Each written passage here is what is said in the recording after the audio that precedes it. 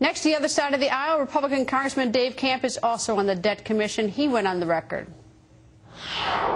You were on this Debt Commission. Let me ask you, why do we need a debt commission? We've got lots of members of Congress, we've got lots of committees, and they're supposed to be looking at budgets and how we spend and appropriate money. Why do we have to go outside and get a commission? Well, because the system hasn't worked, and I think there's one thing people agreed on today: the problem's gotten worse, and we have to act, and we have to act now. And I think recent events made it even worse. The stimulus really hasn't gotten our economy moving again and dug us $1 trillion in the hole. And just the other day, we got the final report on the health care bill, and surprise, health care costs are going to go up. They're not going to go down. And we heard again and again today that health care costs are the biggest driver of creating this deficit problem that we have. But what does it say about even the way Congress works if we have these committees and these members and everything, and it, quote, hasn't worked, so now we have to create something outside? I mean, that sounds sort of a lousy message to people, across the country, is that it sounds like you guys don't get along, you don't do your job, so now we have to create this other one, which is, oddly enough, a group of you guys.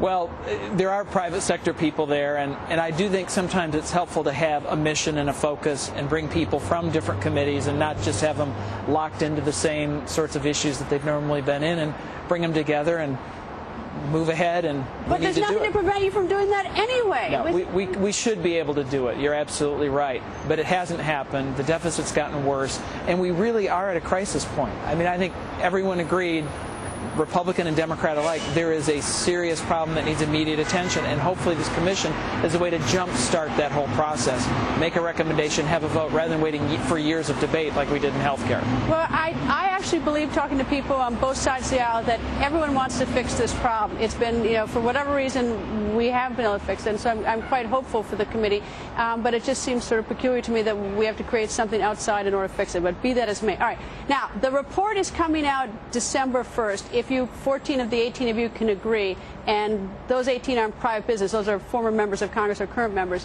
why is it coming after the midterms?